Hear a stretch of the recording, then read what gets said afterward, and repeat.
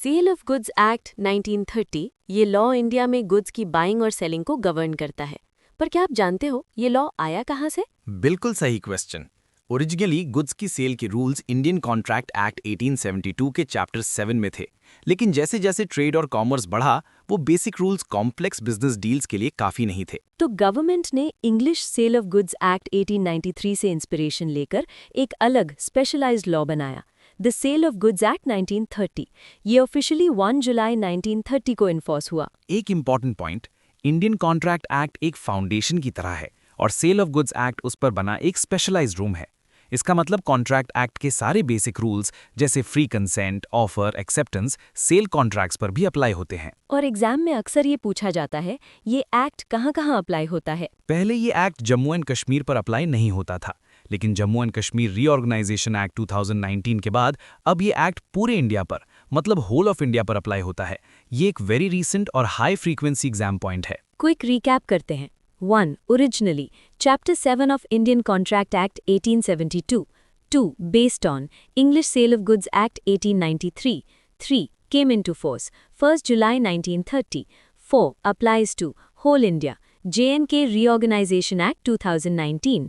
5. Contract Act Rules. Sale contracts पर भी apply होते हैं। अब बात करते हैं इस पूरे एक्ट के सबसे सेंट्रल कॉन्सेप्ट पर, गुड्स क्या होता है, क्योंकि अगर जो चीज बेची जा रही है वो गुड्स नहीं है तो ये एक्ट लागू ही नहीं होगा। सेक्शन 2 सबसेक्शन 7 के अनुसार गुड्स का मतलब है every kind of movable property, यानी हर वो चीज़ जिसे फिजिकली मूव किया जा सके, जैसे कार, बुक, लैपटॉप। इसमें स्पेसिफिकली इंक्लूड होते हैं 1. स्टॉक्स और शेयर्स, 2. ग्रोइंग क्रॉप्स और ग्रास, 3. वो चीज़ें जो ज़मीन से अटैच्ड हों लेकिन सेल करने से पहले काटी जाएंगी, जैसे टिम्बर। और एक इंटरेस्टिंग बात, सॉफ्टवेयर और इलेक्ट्रिसिटी भी लीगली गुड्स माने जाते हैं।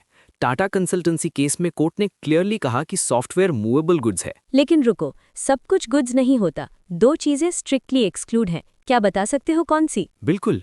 1. मनी, करंट करेंसी को सेल नहीं किया जा सकता। हाँ, पुराने रेयर कॉइन्स गुड्स हो सकते हैं। एंड 2. एक्शनेबल क्लेम्स, जैसे किसी से रिकवर करने वाला डेट जिसे कोर्ट में सू किया जा सके। और इमूवेबल प्रॉपर्टी जैसे लैंड या house transfer of property act के अंडर आती है, सेल ऑफ गुड्स एक्ट के नहीं। एक ट्रिकी एग्जाम क्वेश्चन, अगर फैक्ट्री की मशीन जमीन में बोल्ट की हुई है तो वो गुड्स है या इमूवेबल प्रॉपर्टी? ये डिपेंड करता है इंटेंशन पर। सिरपुर पेपर मिल्स केस में मशीन टेम्पररी बोल्ट की थी, सिर्फ वाइब्रेशन रोकने के लिए। वो अभी भी मूवेबल गुड है। डंकन्स इंडस्ट्रीज केस में मशीन परमानेंटली अर्थ में एम्बेड की गई थी फैक्ट्री का पार्ट बनने के लिए, वो इमूवेबल प्रॉपर्टी बन गई। की है परमानेंट वर्सेस टेम्पररी अटैचमेंट। अब आते हैं कॉन्ट्रैक्ट ऑफ सेल पर। सेक्शन 4 ये एक अम्ब्रेला टर्म है जिसमें 2 फेजेस होते हैं। हाँ, कॉन्ट्रैक्ट ऑफ सेल वो अग्रीमेंट है जहां सेलर बायर को गुड्स की ओनरशिप ट्रांसफर करता है या करने का प्रॉमिस करता है एक प्राइस के बदले, और ये 2 तरह का होता है। पहला है सेल, इसमें ओनरशिप तुरंत ट्रांसफर होती है, जैसे आपने शॉपकीपर को कैश दिया, उसने आपको फोन दिया, ओनरशिप अभी और यहीं ट्रांसफर हो गई। ये एग्जीक्यूटेड कॉन्ट्रैक्ट है, यानी कंप्लीट हो गया। दूसरा है अग्रीमेंट टू सेल, इसमें ओनरशिप फ्यूचर में ट्रांसफर होगी या तो किसी फ्यूचर डेट पर या कोई कंडीशन पूरी होने पर। जैसे आप किसी दोस्त की बाइक अगले महीने खरीदने का अग्री करते हो इफ वो ड्राइविंग टेस्ट पास करे। ये एग्जीक्यूटरी कॉन्ट्रैक्ट है, अभी पेंडिंग है। जैसे ही कंडीशन पूरी हो ये अग्रीमेंट ऑटोमेटिकली सेल बन जाता है। एग्जाम में सबसे ज्यादा पूछा जाने वाला एंगल, रिस्क कौन बियर करता है? गोल्डन रूल याद रखो, risk always follows ownership. Sale में ओनरशिप बायर की है तो अगर गुड्स नष्ट हो जाएं तो बायर का नुकसान। अग्रीमेंट टू सेल में ओनरशिप अभी सेलर की है तो नुकसान सेलर का। और एक और इम्पॉर्टेंट डिफरेंस है, sale creates right in rem, यानी right against the whole world. Agreement to sell creates right in personam, यानी right only against that specific person. अब बात करते हैं एक वैलिड कॉन्ट्रैक्ट ऑफ सेल के एसेंशियल्स की। कौन सी इंग्रेडिएंट्स होने चाहिए? 5 जरूरी एलिमेंट्स हैं। 1. 2 पार्टीज, एक बायर एक सेलर, आप अपना सामान खुद नहीं खरीद सकते। 2. Goods, subject matter movable goods होनी चाहिए। 3. प्राइस, कंसिडरेशन मनी में होना चाहिए। अगर आप काऊ के बदले हॉर्स देते हो ये बाटर है, सेल नहीं। लेकिन यहाँ एक इम्पॉर्टेंट एक्सेप्शन है, अगर आप पुराना फोन प्लस कुछ कैश देकर नया फोन लेते हैं तो ये वैलिड सेल है क्योंकि मनी इन्वॉल्व्ड है। Part money part goods, valid sale. 4. Transfer of property, general ownership transfer होनी चाहिए, सिर्फ पोजेशन देना जैसे लोन के लिए गुड्स प्लेज करना सेल नहीं है। 5. Valid contract elements. Indian contract act 1872 के सारे एसेंशियल्स जैसे free consent, legal object, capacity, ये सब भी होने चाहिए। अब बात करते हैं सेलर की प्रॉमिसेस की, कंडीशंस और वारंटीज, सेक्शन 12 से 17। जब सेलर कुछ बेचता है तो वो उस चीज के बारे में कुछ प्रोमिसेस करता है। लॉ एंड प्रोमिसेस को इम्पोर्टेंस के हिसाब से 2 कैटेगरीज में बांटता है। पहली है कंडीशन। ये एक मेजर प्रॉमिस है, कॉन्ट्रैक्ट के मेन पर्पस के लिए एसेंशियल। अगर ये टूट जाए तो कॉन्ट्रैक्ट की कोर ही डिस्ट्रॉय हो जाती है। एग्जाम्पल, आप कंजम्पशन के लिए सॉफ्ट ड्रिंक्स खरीदते हो लेकिन उनमें पॉइजन है, ये कंडीशन ब्रीच है। रेमेडी, बायर को राइट है पूरे कॉन्ट्रैक्ट को रेप्यूडिएट करने का, गुड्स रिजेक्ट करने का और पैसे वापस मांगने का। दूसरी है वारंटी। ये एक माइनर प्रॉमिस है, कॉन्ट्रैक्ट के मेन पर्पस के लिए कोलैटरल यानी सेकेंडरी। एग्जाम्पल, आपने कहा सॉफ्ट ड्रिंक प्लास्टिक बॉटल में चाहिए लेकिन ग्लास बॉटल में आई। ड्रिंक ठीक है, बस पैकेजिंग गलत है।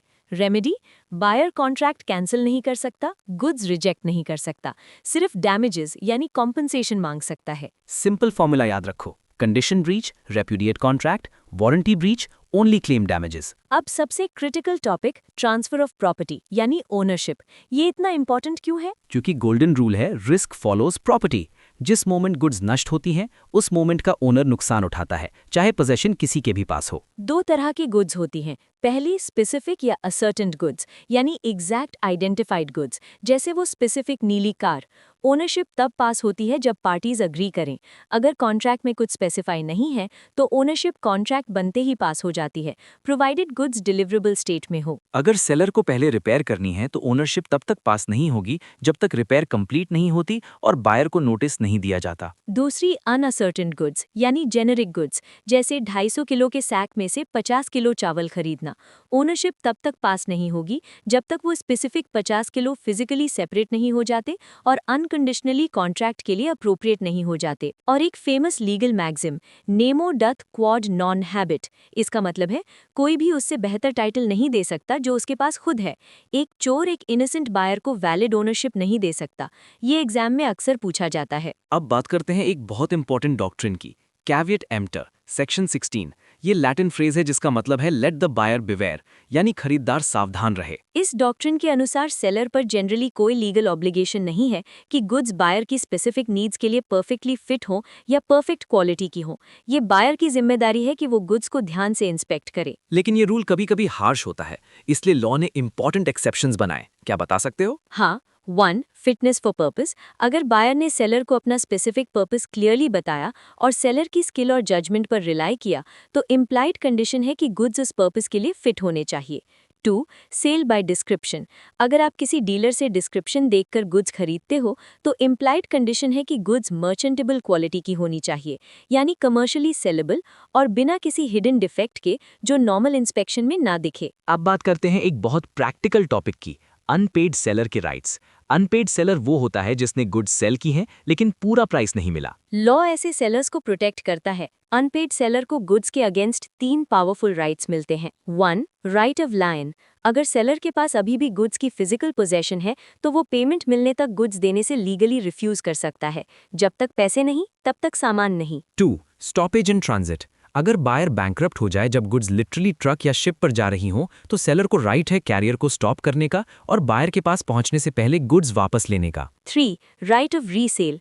अगर गुड्स पेरिशेबल हैं या सेलर ने बायर को पेमेंट का नोटिस दिया और बायर ने नहीं दिया तो सेलर उन गुड्स को किसी थर्ड पार्टी को रीसेल कर सकता है अपना पैसा रिकवर करने के लिए। अब लास्ट टॉपिक, सेल को सिमिलर ट्रांजैक्शन से डिस्टिंग्विश करना। एग्जामिनर्स ये बहुत पूछते हैं। पहला, sale versus hire purchase. Sale में ओनरशिप इमीडिएटली ट्रांसफर हो जाती है। हायर परचेज में बायर इंस्टॉलमेंट्स भरता है और तब तक एक रेंटर यानी बेली की तरह होता है। ओनरशिप तब ट्रांसफर होती है जब लास्ट इंस्टॉलमेंट पे हो जाए। अगर कोई इंस्टॉलमेंट मिस हो तो ओनर गुड्स वापस ले सकता है। दूसरा, sale versus contract for work and labour. ये एक ट्रिकी डिस्टिंक्शन है। सेल ऑफ गुड्स एक्ट तभी अप्लाई होता है जब प्राइमरी ऑब्जेक्ट गुड्स का ट्रांसफर हो।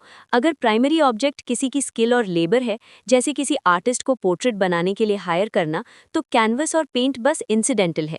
मेन चीज आर्टिस्ट की स्किल है। इसीलिए ये contract for work and labour है, सेल नहीं, और sale of goods act apply नहीं होगा। फाइनल मास्टर रिकैप एक बार फिर। 1. एक्ट 1 जुलाई 1930, whole India based on English act 1893। 2. Goods. Movable property, shares, crops, excludes money, actionable claims, immovable property. 3. Sale, immediate ownership, agreement to sell, future ownership, risk follows ownership. 4. Essentials. Two parties, goods, price and money, ownership transfer, contract act elements. 5. Condition. Major promise, breach, repudiate. Warranty. Minor promise, breach, only damages. 6. Transfer of property. Specific goods at contract formation, uncertain goods after appropriation. Nemo dat cannot give better title. 7. Caveat emptor. Buyer beware. Exceptions. Fitness for purpose. Sale by description. 8. Unpaid seller. Lien, stoppage in transit, resale. 9. Hire purchase. Ownership on last installment, work and labor, primary object is skill, not goods.